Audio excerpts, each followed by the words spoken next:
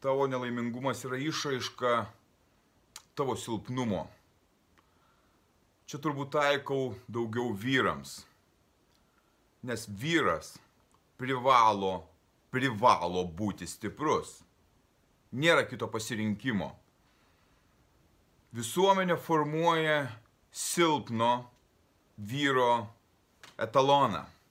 Jisai turi būti silpnas, jisai turi būti komfortabilus tas vyras, jisai turi būti bent koks, jisai neturi turėti savo charakterio, jis neturi turėti savo valios. Jisai turi tenkintis ir būti silpnas. Kiek matau nelaimingų žmonių, kiek matau nelaimingų vyrų, jie visi yra silpni. Pasižiūrėk į save, į savo artimuosius. Koks tas žmogus, kuris nelaimingas? Jisai yra silpnas. Silpnas viskuo. Kūnu, psichika ir dvasia savo.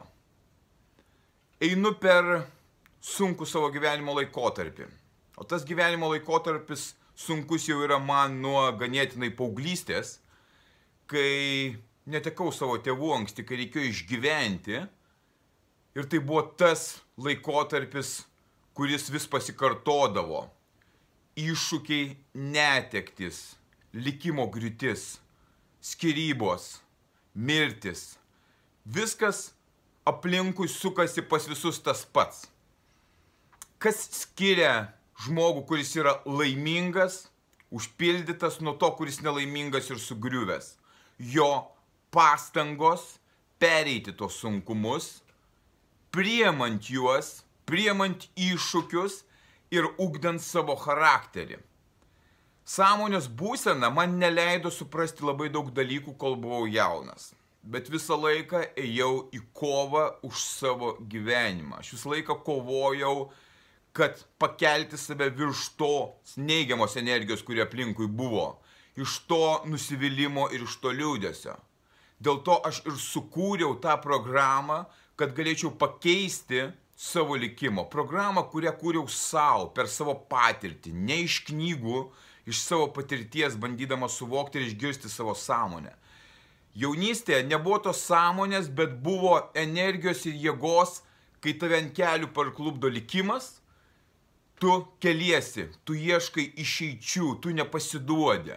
Tai mane vedė toliau, mane vedė atrasti mano naujus horizontus gyvenime, tik tai, kad aš kovojau ir buvau stiprus. Man reikėjo atlaikyti savo tėvų netekti, savo brolio netekti, šeimos griūtį, finansinę griūtį. Ir aš išgyvenau tik tai todėl, kad aš buvau stiprus. Bet griūtis būtų buvusios kitokios, jos būtų žymiai paprastesnės, jeigu aš būčiau dar stipresnis, negu tuo metu buvau. Aš tuo metu dar nežinau, ką ruoštis, kaip darytis, kaip ruoštis tam gyvenimui. Dabar aš esu pasiruošęs ir ruošiuos kiekvieną dieną tam gyvenimui. Bet tai yra ne per komfortą, ne per silpnumą, ne per dejavimą, o bet per visišką ėjimą į skausmą. Visi bijo susidurti su skausmu, dėl to gyvena tokį nelaimingą gyvenimą. Bijo išsiaiškinti santykius, pasakyti tiesą, bijo eiti į tą skausmą ir atlikti darbą.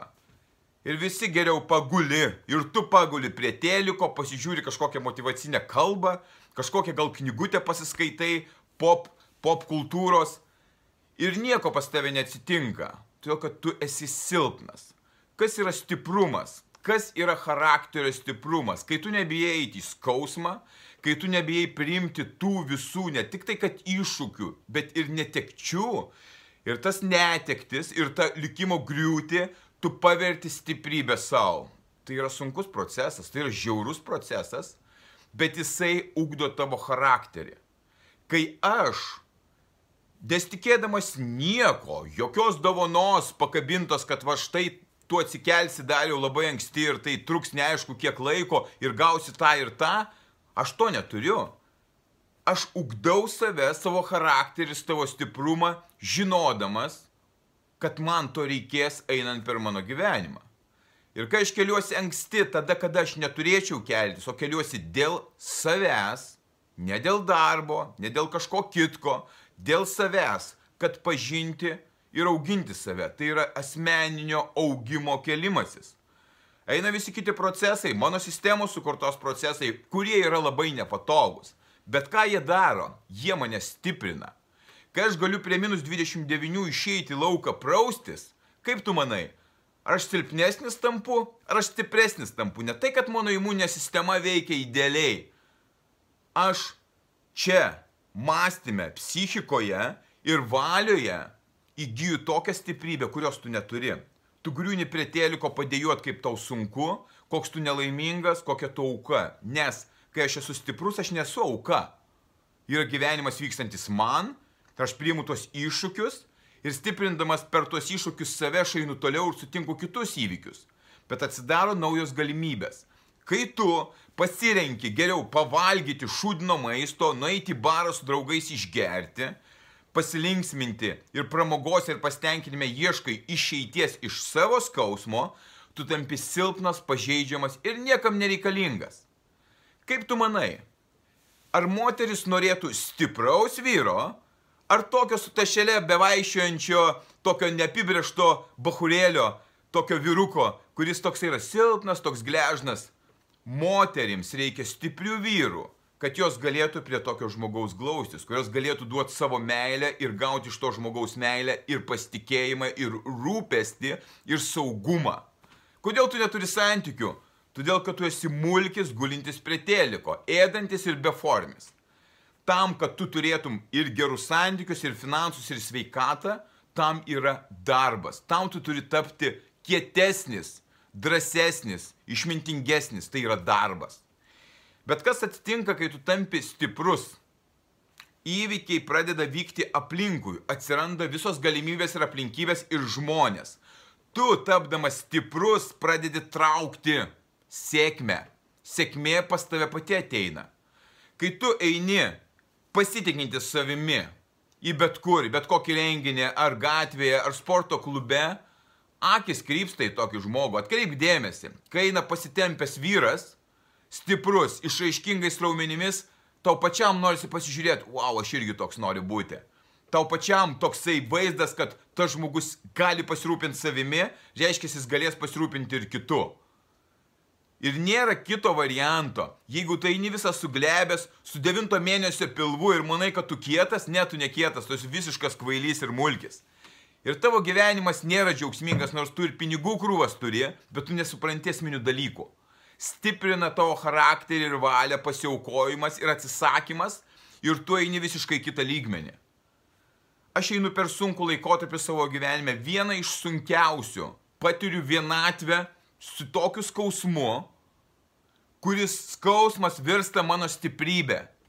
Aš neinu į pamišimą, nes aš priimu kitus sprendimus, kurie leistų man išlaikyti sveiką psichiką, bet tai yra kiekvienos dienos darbas su savimi stiprinant save, sportuojant, sveikai maitinantis, keičiant savo charakterį, naikinant savo ego, atiduodant savo meilę ir rūpestį sau ir kitiems, atrandant meilę vaikams, savo moteriai ir gyvenimui.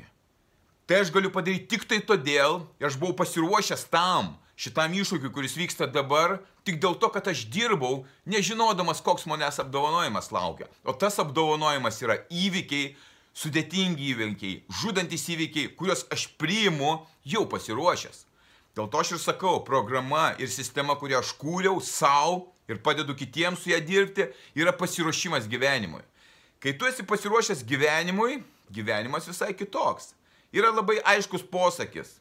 Kai tu padedi sau, Dievas tau padeda. Jeigu tu lauki, kad kažkas tau padės ir tu gulėsi ir būsi silpnas, niekam tu nesi toks reikalingas. Vienintelis būdas atmesti viską ir ieškoti, kaip save sustiprinti. O kaip save sustiprinti labai paprasta, tai nėra meditacija. Tai yra sunkus darbas, fizinis darbas. Tu turi susitvarkyti savo kūną per sportą, per discipliną, per mitybą, per atsisakymą. Skirk metus 2-3 tokiam pokyčiui, po 3 metų tu vaikščiasi kaip karalius. Tu džiaugsiesi gyvenimu, visi žmonės tave žiūrės ir garbins. Tu būsi iš to palūžusio, tapsi tokiu stipriu žmogumi. aš einu į tą kelionę, aš keičiu savo charakterį, aš keičiu savo likimą ir gyvenimą. Taip, aš esu dabar tokioj situacijoj, bet aš žinau, kur aš buvau, aš matau visą savo praeitį, visą tą silpnumą ir aš dabar naikinu vieną paskui kitą tas savybės, kuriuo aš nenoriu turėti. Kai šitą susitvarkau, einu prie auginimo ir pridėjimo.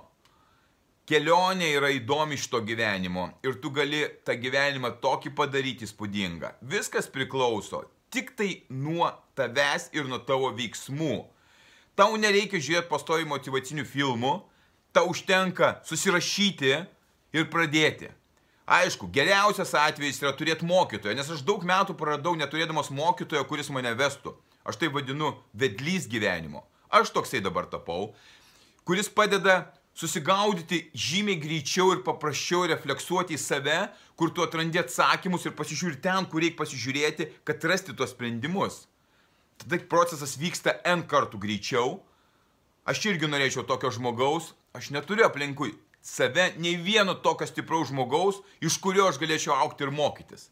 Vieni turi vienokių savybių, kiti kitokių, bet mokytojas yra būtinas. Aš labai tikiuosi, kad mano gyvenime mokytojas atsiras. Dabar mano gyvenime mokytojas esu aš ir Dievas. Aš mokausi iš gyvenimo ir viską, ką aš darau, tai yra mano patirtis. Praeitis skausmai, visi bankrotai, skyrybos, netektis ir griūtis. Viskas tai yra ne iš knygų, o iš tikro gyvenimo. Man nereikia universitetų baigti, man nereikia diplomų ir atestatų, kad įrodinėt kažką tai. Aš viską įrodau savo darbu ir savo gyvenimu. Ir tu matai mano kelionę ir matai mano pokyčius. Pasižiūrėk, ką tu galėtum padaryti savo gyvenime ir kokį pokytį galėtum padaryti. Vienintelis kelias tau išeiti iš savo nelaimingumo, atrasti laimę, meilę ir sėkmę, džiugesį, užpildymą ir prasmę, tapti stipresniu. Būk stiprus.